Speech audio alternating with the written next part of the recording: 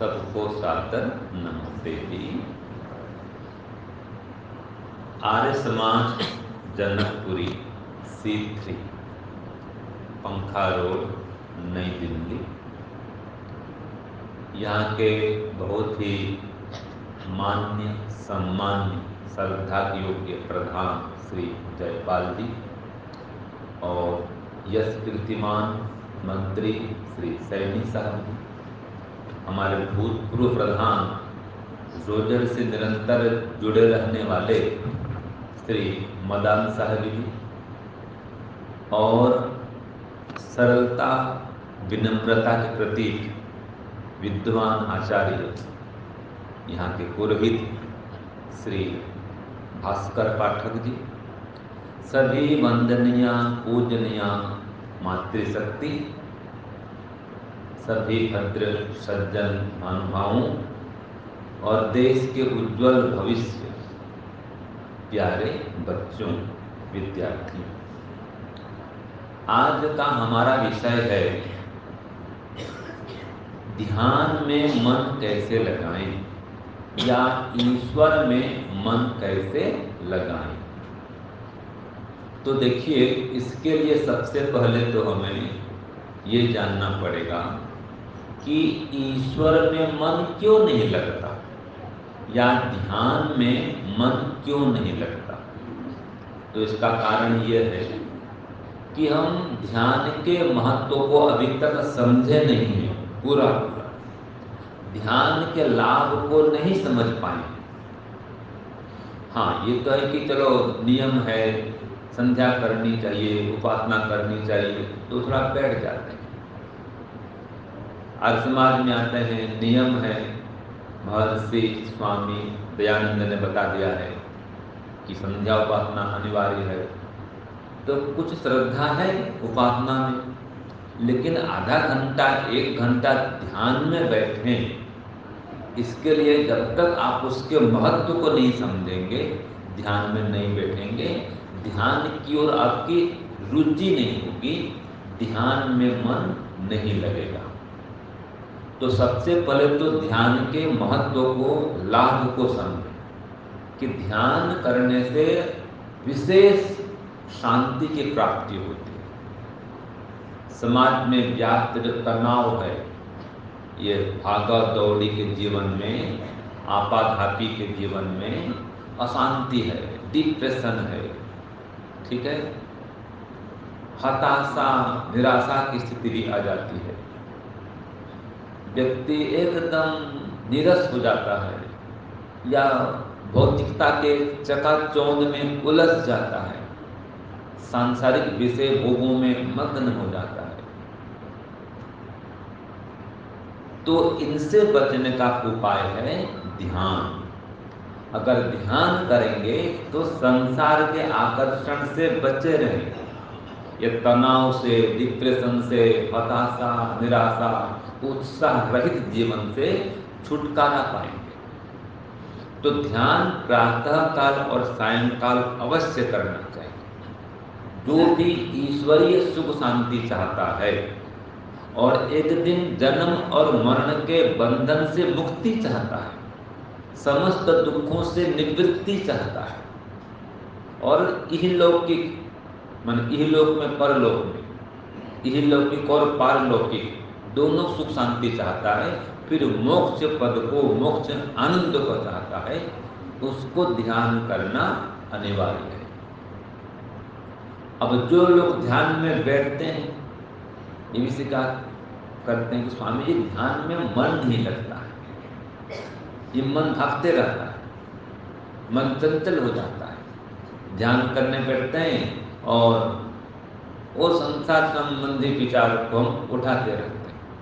तो इस मन को कैसे नियंत्रण में किया जाए, मन को ध्यान में कैसे लगाया जाए, टिकाया जाए, तो इसके कुछ बिंदुओं पर, उपायों पर हम चर्चा करेंगे।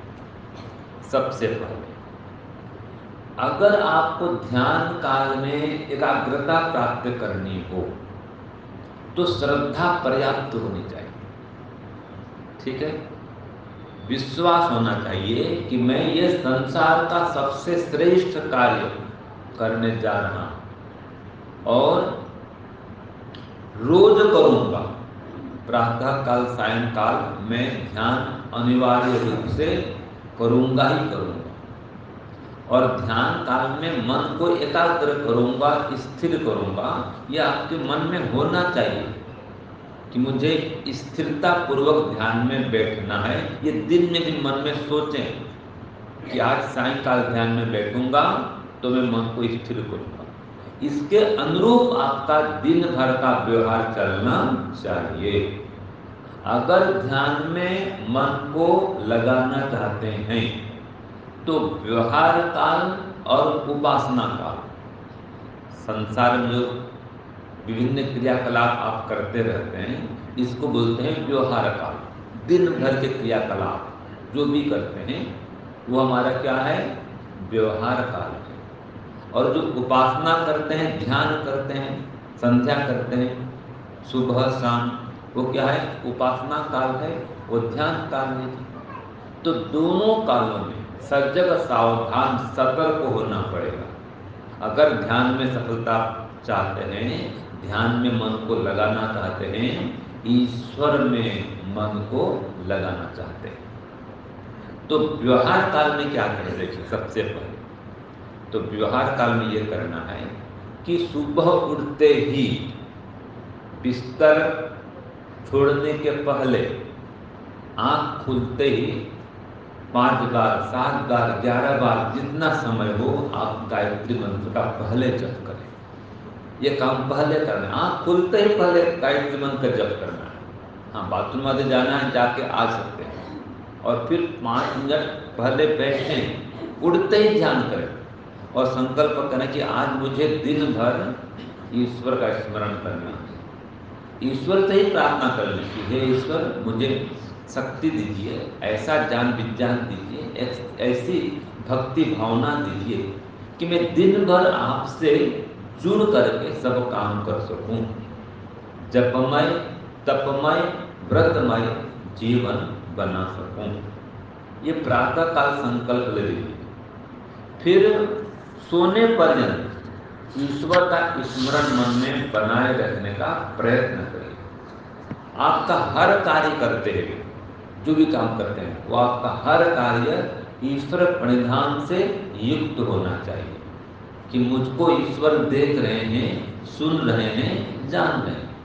मैं ईश्वर को ही प्राप्त करने कराने के लिए, ईश्वर की ओर बढ़ने और बढ़ाने के लिए ये सब कार्य कर रहा हूं।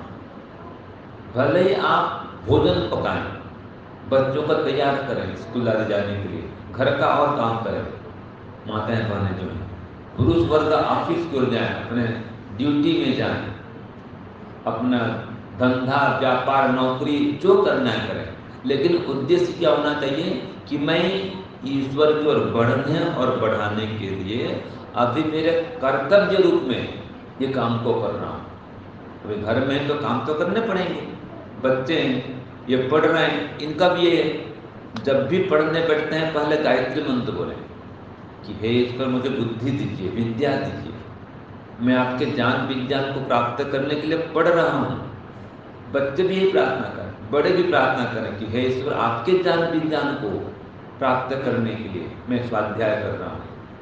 हवन करते हैं, आसन व्यायाम करते हैं, प्रातः काल की दिनचर्या जो भी करते हैं, यहाँ तक स्नान करते हैं तो भी जैसे सिर में एक मग डालेंगे पानी, एक जगह एक मग पानी डालेंगे, तो गायत्री मंत्र के साथ में स्नान करना है। ओम शन्नो देवी रभिष्टय आपो भवन्तु पीतये संयोरभिस्रवन्तु, ये भी स्नान का मंत्र। तो मंत्रमय आपकी दिनचर्या होनी चाहिए, जपमय आपकी दिनचर्या होनी चाहिए। फिर आप चलते फिरते हैं, भ्रमण में जाते हैं, पार्क में घूमते हैं, कुछ भी करते हैं, यहाँ तक कि भोजन करते हैं, उसके पहले भी प्रार्थना करिए और वो भी ईश्वर का स्मरण करते हुए करिए।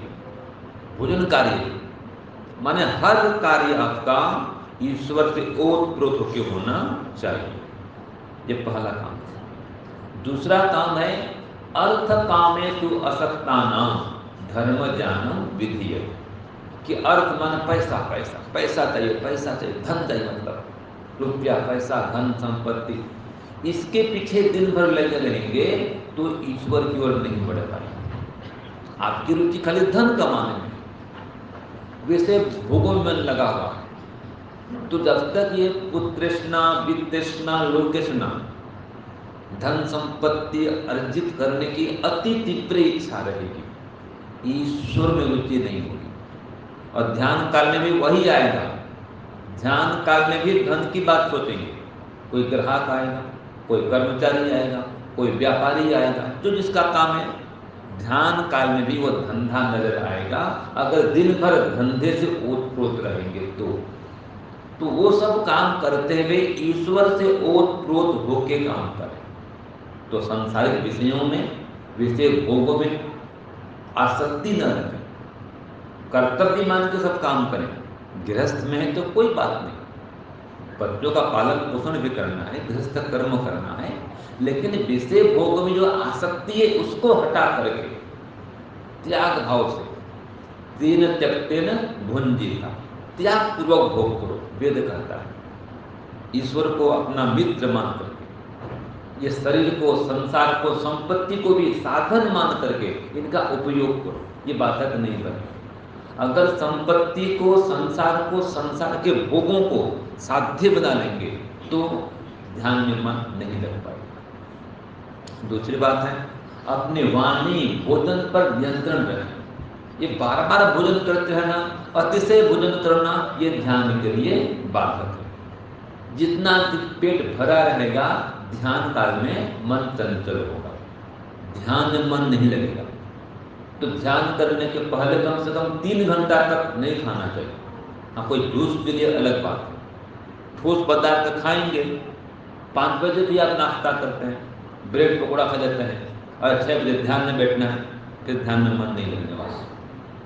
अगर 6 बजे ध्यान करना है तो 3 बजे के बाद में और कुछ खाना नहीं है। पानी पी सकते हैं, जूस पी सकते हैं और कोई पेय पदार्थ पी सकते हैं, ठोस भोजन न करें। ठीक है, कोई डायबिटीज वाला है तो कोई फल खा ले, सेव खा ले या और कुछ पदार्थ खा ले, भोजन आदि न करे, नाश्ता न करे, नमकीन पदार्थ कोई न खाए। तो भोजन पर कंट्रोल करें और वाणी पर कंट्रोल करें। जो जितना देर झगड़ा करते रहेगा ना व्यवहार काल में, कठोर बोलते रहेगा, झूठ बोलते रहेगा, व्यंग्यात्मक बोलेगा, तो जो वाणी को ध्यान नहीं देगा, वाणी को मधुर नहीं बनाएगा, कोमल नहीं बनाएगा, वो ध्यान में सफलता नहीं कर पाएगा। झगड़ा करता रहता है व्यवहार काल में, तो जिससे झगड़ा करता है ना, ध्यान काल में वही पहले आता है। ध्यान करने बैठे हैं, ओम भूर्भुवः स्वः, और उसको याद करेंगे। ध्यान कर रहे हैं, याद उसको करेंगे, वही खराब था, उसकी गलती थी, मेरी कोई गलती नहीं, मेरी बहू ठीक नहीं है, बेटा भी बात नहीं मानता आजकल, पोते बिगड़ रहे हैं, उसको डांट फटकार करेंगे तो वही आएगा। तो ये सब विचारों को हटाना है उस समय। तो लड़ाई झगड़ा नहीं, हिंसा नहीं, निंदा चुगली नहीं, वाणी पर कंट्रोल करें, असत्य नहीं बोले।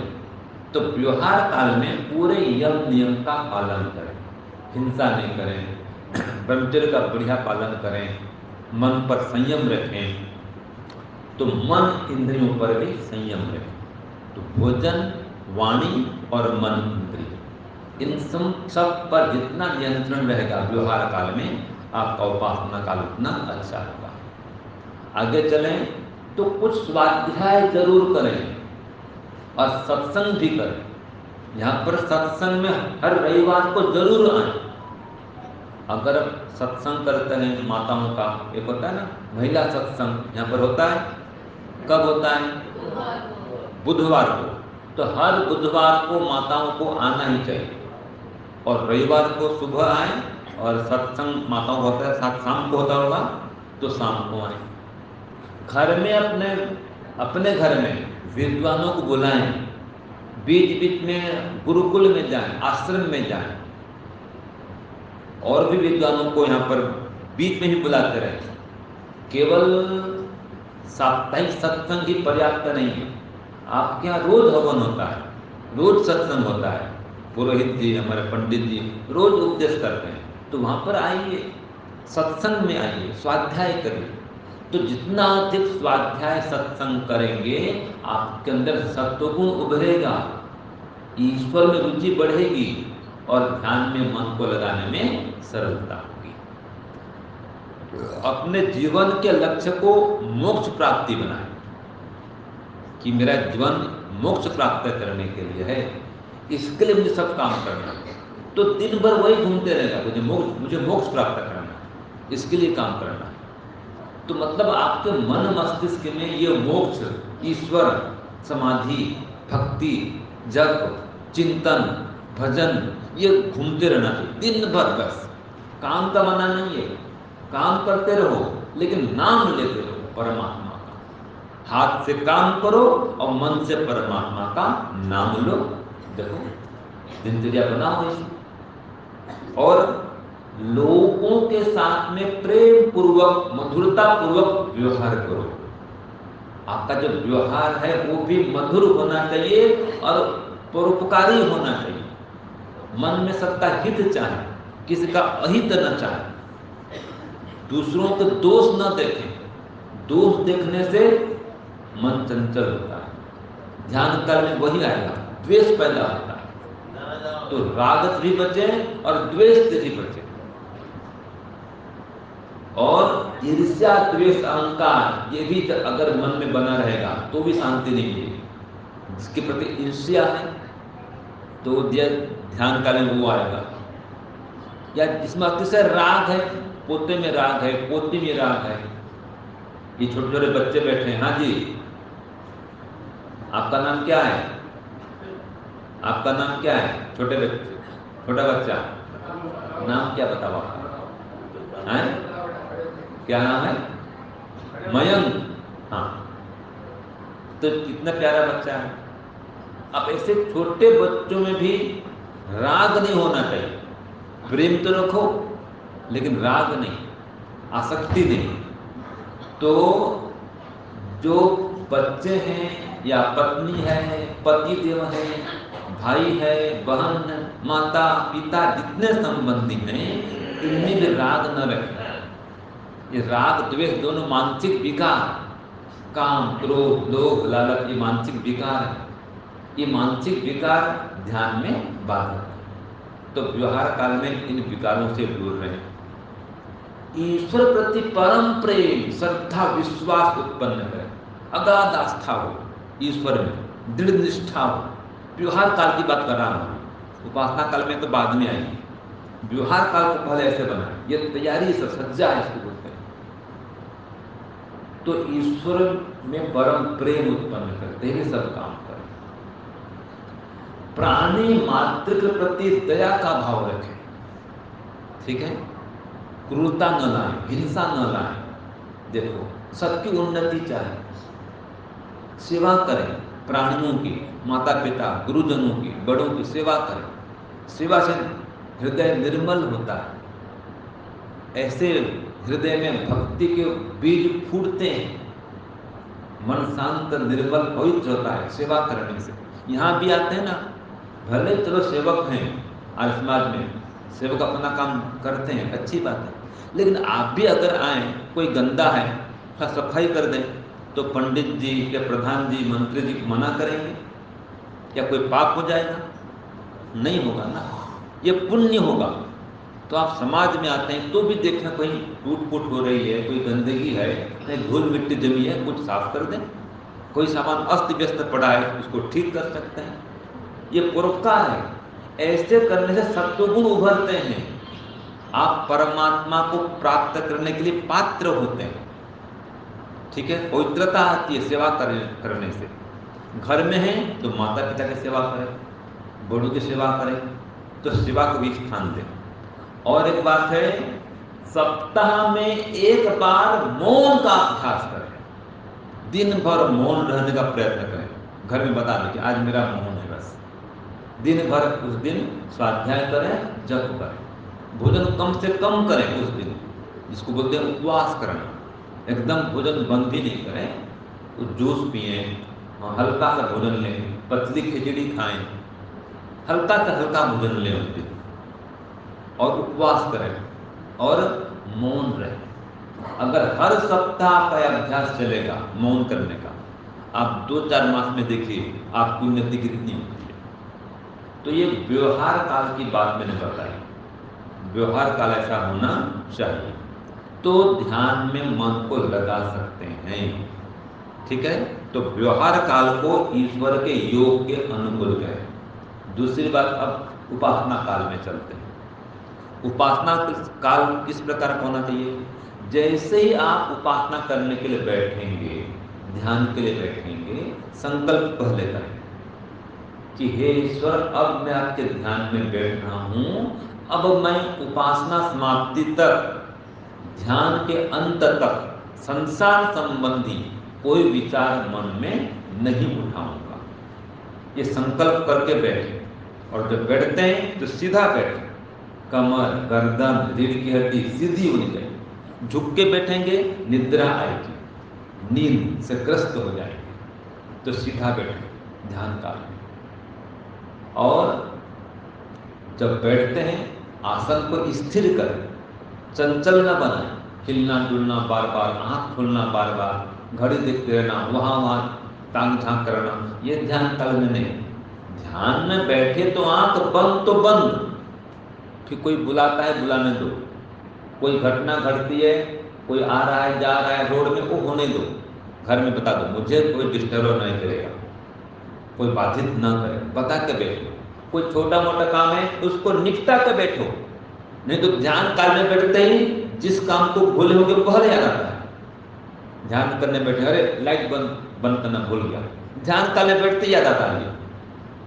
कोई गीजर चालू है या कोई और कोई काम है ना, वो जो काम रुका हुआ है वो काम पहले याद आता है। ध्यान करते वृत्ति सात्विक होती है, चित्त स्थिर होने लगता है। तो जो काम भूला होता है व्यक्ति उसको याद कर लेता है। कोई काम छूट गया, कोई वस्तु कोई छूट गई, वो भी याद आती है ध्यान काल में। तो ऐसे सब काम को निपटा के बैठे और ये समझे कि मन एक जड़ पदार्थ है, मन को मैं चलाता हूं, अपने आप मन जाता नहीं है। हम बोल देते हैं कि मन जहां जाए जहां आए मन चला जाता है, ये सब लौकिक भाषा, सामान्य भाषा है। ये वास्तव में मन जाता नहीं है। मन को हम चलाते हैं, हम ले जाते हैं। तो मन को जड़ मान और मन को स्थिर करें कि हे ईश्वर, अब मैं मन को स्थिर करता हूं। और मन को स्थिर करने के लिए तन को स्थिर करें। इसका उपाय है सिर से पैर तक, पैर से सिर तक एक एक अंगों को देखें, शांत करें ध्यान काल में कि हे ईश्वर, अब मैं मेरे मस्तिष्क भाग को शांत करता हूँ, फिर मेरे आंखों को शांत करता हूँ, कानों को शांत करता हूँ, फिर मुख को, गर्दन को, सबको शांत करता हूँ, हृदय प्रदेश को, नाभि प्रदेश को, फिर पीछे पृष्ठ भाग, पीठ भाग को, रीढ़ की हड्डी को शांत करता हूँ, दोनों कंधों को, भुजाओं को, कोहनियों को, फिर कलाइयों, हथेलियों, अंगुलियों, सबको शांत करता हूँ। फिर पैर के दोनों जंघाओं को, घुटनों को और नीचे पैर के हिस्से को, सबको शांत करता हूँ। ये देखें एक एक अंगों को शांत करें। जब शरीर शांत हो जाएगा तो थोड़ा प्राणायाम भी करें। अभ्यंतर प्राणायाम करते हैं, धीरे धीरे श्वास को अंदर लें, आसन स्थिर करके फिर प्राणायाम करें। बाह्य प्राणायाम करना है तो मूल बंध लगा दें, मल द्वार का संकोच करें, उसको मूल बंध लगाना कहते हैं। प्राणायाम काल में स्थिर चित्त स्थिर होता है। तो आसन भी करें, प्राणायाम करें। आभ्यंतर प्राणायाम में श्वास को धीरे धीरे अंदर लेना होता है, अंदर रोकना होता है और मन में ओम का जप करना होता है। बाह्य प्राणायाम में श्वास को बाहर निकाल के रोकना होता है। लेकिन दोनों क्रिया में ओम का जप चलता रहेगा, चाहे श्वास को बाहर रोकें चाहे अंदर रोकें। तो कम से कम 3 प्राणायाम करना चाहिए। तो पहले आसन को स्थिर करें, फिर प्राणायाम करें, फिर प्रत्याहार करें। प्रत्याहार माने इंद्रियों के विषयों से दूर हटें, इंद्रियों को उनके विषय की ओर जाने मत दें, मन को भी स्थिर करें। तो तन को स्थिर करें, मन को स्थिर करें, इंद्रियों को स्थिर करें। यह प्रत्याहार सिद्ध होगा इससे। फिर धारणा करें, दोनों आंखों के मध्य में, गुरु मध्य में धारणा बनाएं। धारणा से चित्त स्थिर होता है। देश बंध चित्तस्य धारणा। तो धारणा करें और पहले अभ्यास यहाँ करें गुरु मध्य में या नासिका के अग्रभाग में, फिर यहाँ लाने का प्रयास करें हृदय प्रदेश में। क्योंकि जब भी ईश्वर की अनुभूति होगी, साक्षात ईश्वर का साक्षात्कार होगा, वो हृदय प्रदेश में होगा। तो हृदय प्रदेश में ईश्वर को अनुभव करने के लिए यहाँ धारणा करें, ठीक है। और देखिए, धारणा करके फिर ध्यान आरंभ करें। और जब ध्यान आरंभ करेंगे ना, ये मन में भाव लाएं, सोचें कि हे ईश्वर, आप मेरे अंदर भी हैं और मेरे बाहर भी हैं, मेरे चारों ओर आप समाये हुए हैं, मुझे देख रहे हैं। साक्षात जैसे आप मुझको देखते हैं, मैं आपको देखता हूँ, ऐसे ईश्वर हमको देख रहे हैं। ये भावना, विश्वास बना के ध्यान करें। ईश्वर मुझको सुन भी रहे हैं, जान भी रहे हैं, ये भावना बना करके ध्यान आरंभ करें। और ध्यान काल में फिर जो जप करेंगे, कोई जप वाक्य लेंगे, मंत्र बोलेंगे, तो मंत्र का उच्चारण करना पहला काम होता है ध्यान काल में। मंत्र का या जप के वाक्य का उच्चारण करना प्रथम का। फिर ईश्वर संबोधन करना, हे ईश्वर, आप आनंद स्वरूप हैं। जैसे आपने मंत्र लिया, ओम आनंद, ये जप का वाक्य है या मंत्र। इसके बाद में संबोधन, हे ईश्वर, आप आनंद स्वरूप हैं, मुझे आनंद दीजिए। तो ईश्वर संबोधन पूर्वक ध्यान करना। गायत्री मंत्र बोलते हैं, ओम भूर्भुवः स्वः। जब करते हैं तो अर्थ भी चिंतन करिए। ईश्वर संबोधन से अर्थ बोलिए, हे ईश्वर आप भू माने प्राण के प्राण हैं, प्राणदायक हैं। भुवः आप दुख विनाशक हैं, स्वः आप सुखदायक हैं। ये अर्थ चिंतन सहित ईश्वर संबोधन सहित ध्यान आरंभ करें और ईश्वर समर्पण बना कर रखें, ईश्वर प्रणिधान बना कर रखें ध्यान काल में। और दूसरा कोई काम नहीं, ये ईश्वर समर्पण, उसके प्रति समर्पित हो जाए कि मैं ईश्वर के लिए ही बैठा हूं, उसका ही ध्यान करूंगा, उसका ही ध्यान कर रहा हूं और कुछ सोचूंगा नहीं और कोई काम नहीं करूंगा। ईश्वर मुझको साक्षात देख रहे हैं, मैं जो प्रार्थना कर रहा हूं, उच्चारण कर रहा हूं, उसको ईश्वर सुन रहे हैं। ऐसी भावना बना के ध्यान में बैठे। और इतना होने के बाद जब भी कर रहे हैं, वाक्य बोल रहे हैं, संबोधन कर रहे हैं, अब गड़बड़ी शुरू होती है। ध्यान करते करते फिर मन कहाँ चला जाता है। आप बोलते हैं स्वामी जी मन चला जाता है, मन भाग जाता है, मन टिकता नहीं है। अब शुरू हुई वृत्ति, इसको वृत्ति बोलते हैं। सांसारिक विचार अब आने शुरू होते हैं, है कि नहीं? तो अब जो विचार आएंगे तो उसको रोकने के लिए क्या करेंगे कि जहां भी मन जाता है, अर्थात जहां आप मन को ले जाते हैं, जिसको भी सोचते हैं, जिसको मन में लाते हैं, जिसके विषय में सोचते हैं, उसके अंदर ईश्वर को देखें। प्रथम बात, ध्यान कर रहे हैं, बेटा बेटी याद आ गए तो बेटा बेटी में ईश्वर को देखें। पोता पोती याद आ रहे हैं, उनमें ईश्वर को देखें। तो जो भी याद आता है उसके अंदर ईश्वर को देखें। कोई स्थान याद आए उसको, उसके अंदर ईश्वर को देखें। तो मन कहाँ जाएगा? जो भी याद आए वहां कौन दिख रहा है? ईश्वर दिख रहा है कि हे ईश्वर आप इसके अंदर भी। आप इस पे फिर जुड़ गए ईश्वर से। कोई व्यक्ति आते ही हे ईश्वर आप मेरे बेटे के अंदर भी हैं। आप बेटा याद आए, बेटा में ईश्वर को देखो। ध्यान करने बैठे, माँ का याद, माँ का घर मायका बोलते हैं, वो घर याद आए, वहां ईश्वर को देखें। आप धंधा करते हैं, दुकान याद आए, नौकरी का कोई काम याद आए, जो भी याद आए वहां ईश्वर को देखें। स्थान होता है व्यक्ति।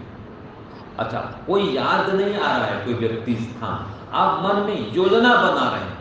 कई बार ऐसा होता है, आज ये काम करना है, वो काम करना है, ध्यान जोड़ते ये करूंगा, वो करूंगा, वृत्ति चलाते हैं, विचार लाते हैं। इसको रोकने के लिए क्या करेंगे? हे ईश्वर आप अंतर्यामी हैं, आप सर्वांतर्यामी हैं। जो मैं योजना बना रहा हूं आप इसको भी जान रहे हैं। फिर ईश्वर जुड़ गए, आप अंतर्यामी हैं, इसका जप आरंभ कर दो। फिर ध्यान काल में न योजना बनाते हैं और न किसी को याद करते हैं। तो क्या करते हैं? ध्यान काल में सो जाते हैं, निद्रा आती है। तो उससे बचने के लिए फिर सावधान हो जाए, ठीक है? निद्रा को रोकें। 5 वृत्तियां होती हैं, प्रमाण वृत्ति, विपर्य वृत्ति, विकल्प वृत्ति, निद्रा और स्मृति। इन 5 वृत्तियों को रोकने के लिए सजग सावधान रहें, सतर्क रहें, तो वृत्तियों को रोक पाएंगे। और इतना होने पर भी बार बार मन जा रहा है संसार की ओर, विषयों की ओर। कई बार खाने पीने में मन चला जाता है। ये माताएं बने हैं ना, आज ये भोजन बनाऊंगी, ये सब्जी बनाऊंगी, ये बेटे को पसंद है। ध्यान करने बैठे हैं, सब्जी काटना बाकी है, ये सोचते रहते हैं। ये सब सोच विचार बंद, और बंद नहीं कर पा रहे हैं, बार बार आ ही रहे हैं। स्वामी जी आपको क्या पता, हम तो गृहस्थी हैं, कितने काम होते हैं, ठीक है? आपको तो कोई काम नहीं है, इसलिए ध्यान में बैठ जाते हो, हमारे 50 काम होते हैं। तो जब ऐसा हिम्मत हारने लगे और ध्यान काल में बार बार विषयों का ही आपको प्रवाह ज्यादा हो रहा है, विचार प्रवाह में डूब रहे हैं, अब उसको रोकने के लिए फिर ईश्वर से प्रार्थना करें कि हे ईश्वर मैं बार बार चाहता हूं कि आप में ध्यान लगाऊं, लेकिन ये विषय मेरे अंदर आ रहे हैं, मैं मन को रोक नहीं पा रहा हूं। तो प्रार्थना करें, हे ईश्वर मुझको शक्ति दीजिए कि मैं मन को, इंद्रियों को रोक सकूं, सांसारिक विचारों से मन को हटा सकूं और आपके ध्यान में मन को लगा सकूं। ये बार बार प्रार्थना करिए, ईश्वर से इस प्रकार जुड़ जाइए। तो ईश्वर से सहायता मांगिए कि मेरी सहायता करिए कि मैं मन को स्थिर कर सकूं, एकाग्र कर सकूं। ईश्वर से बारंबार निवेदन करिए और सहायता मांगिए और बोलिए, हे ईश्वर आप ही मेरे सच्चे सहायक हैं, सच्चे साथी हैं, सच्चे सखा हैं, आप मेरे सर्वस्व हैं।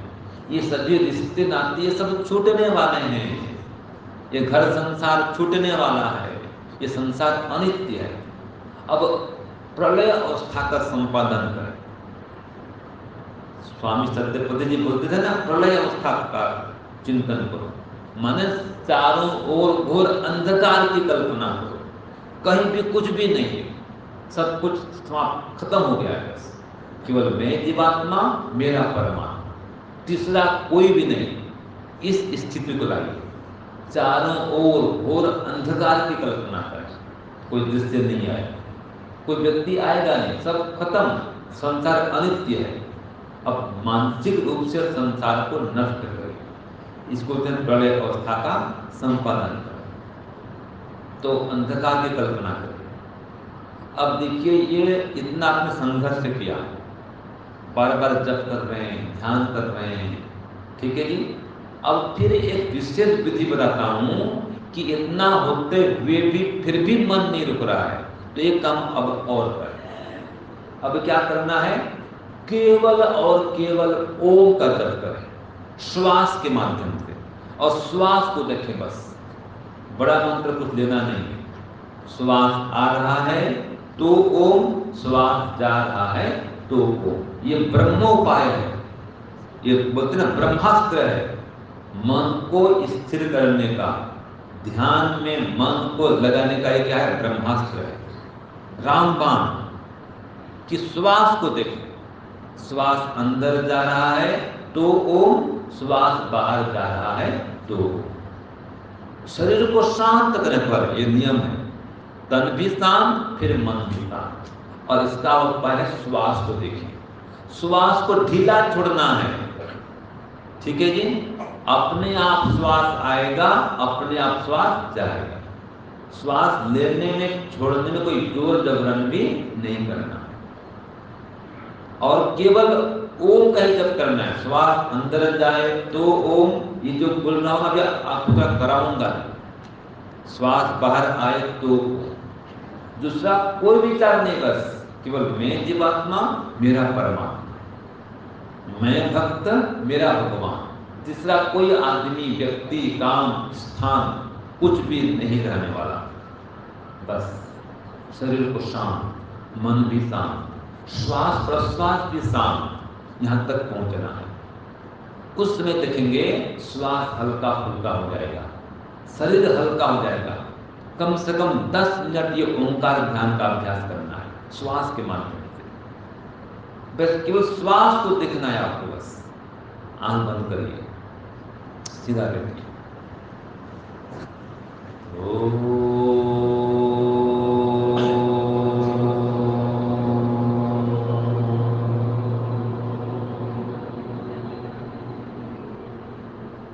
फिर श्वास करिए,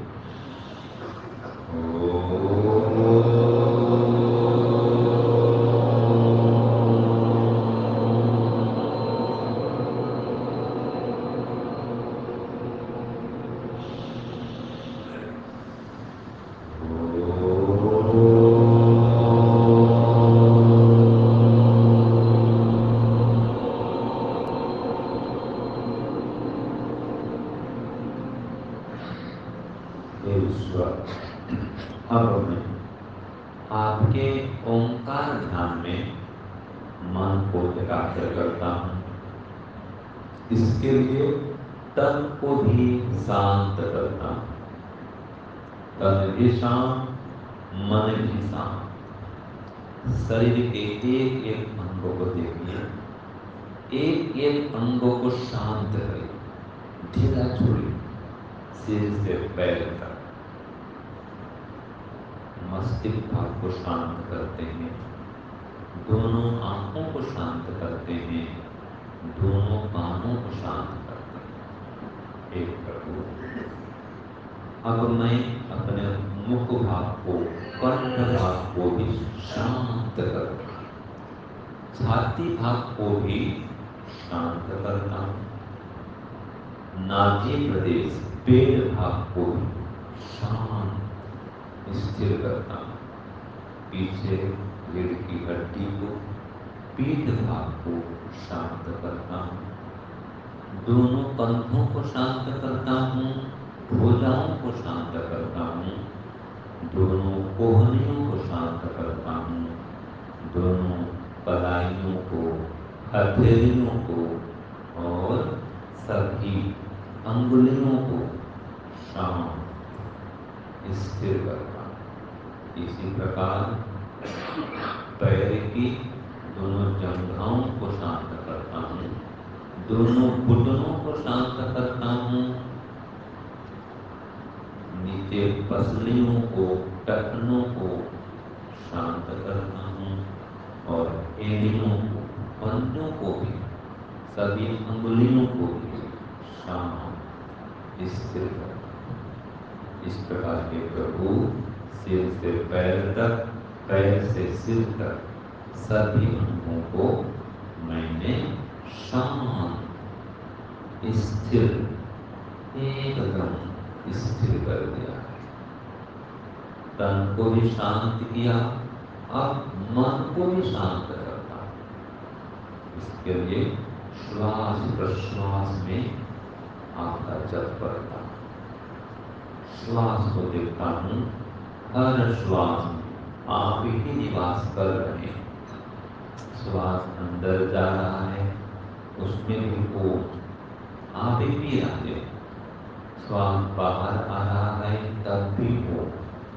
हर श्वास प्रश्वास में आप ओम परमात्मा रमे हुए। श्वास को देखिए, श्वास अंदर जाए तो मन ही मन ओम बोलिए, श्वास बाहर आए तो मन ही मन ओम बोलिए। केवल ओम, केवल ओम, केवल ओम, दूसरा कोई विचार नहीं। शरीर शांत, मन भी शांत, परमात्मा भी शांत, जीवात्मा भी शांत, एकदम शांत, कोई हलचल नहीं। श्वास को देखिए, श्वास को देखते रहिए बस, और कहीं मत देखिए, और कोई काम। और हर श्वास में मन ही मन ओम का नाम लीजिए। श्वास अंदर जाए तो मन में ओम बोलिए श्वास के माध्यम से, श्वास बाहर आए तो ओम बोलिए मन के माध्यम से। श्वास और मन का घनिष्ठ संबंध। श्वास पर नियंत्रण करेंगे, मन पर नियंत्रण होगा। श्वास को रोकेंगे, मन रुकेगा। मन रुकेगा तो आत्मा रुकेगा और परमात्मा में मन स्थिर हो जाएगा, ध्यान में मन स्थिर हो जाएगा। तो श्वास को देखिए, हर श्वास में ओंकार ध्यान करिए, ओंकार ध्यान में मग्न होइए। हे परमपिता परमात्मा, आप मेरे श्वास श्वास में रमे हुए हैं, मेरे रोम रोम में रमे हुए हैं, सूक्ष्म से सूक्ष्म हैं, मेरे अंदर भी हैं, मेरे बाहर भी हैं। हे परमात्मा, आप अणु से अणु हैं और विराट से विराट हैं। मुझ आत्मा के अंदर है, मेरे हृदय प्रदेश में है और शरीर के बाहर भी संसार के कण कण में विद्यमान है। अभी भी इसी समय मेरे चारों ओर विराजमान, मेरे अंदर भी हैं, मेरे बाहर भी हैं। हे प्रभु, आप मुझे प्रत्यक्ष देख रहे हैं, मेरी पुकार को सुन रहे हैं, मुझको जान रहे हैं। हे नाथ, आप ही मेरे सच्चे साथी हैं, सच्चे सखा हैं, सच्चे सहायक हैं, सर्वस्व हैं। आपके बिना कहीं भी कुछ भी रहने वाला नहीं। आप ही मेरे परम मित्र हैं। आपसी संबंध को जोड़ रहा हूं भगवान, कृपा करिए, दया करिए। मैं आपके शरण में आ गया हूँ, आपके शरण में स्थान दीजिए, आपके सानिध्य को प्रदान करिए और आपके दिव्य आनंद का पान कराइए। मेरे समस्त दुखों का अवसान कीजिए, यही मुझको वरदान दीजिए, वरदान दीजिए, वरदान दीजिए। ओम शांति शांति शांति।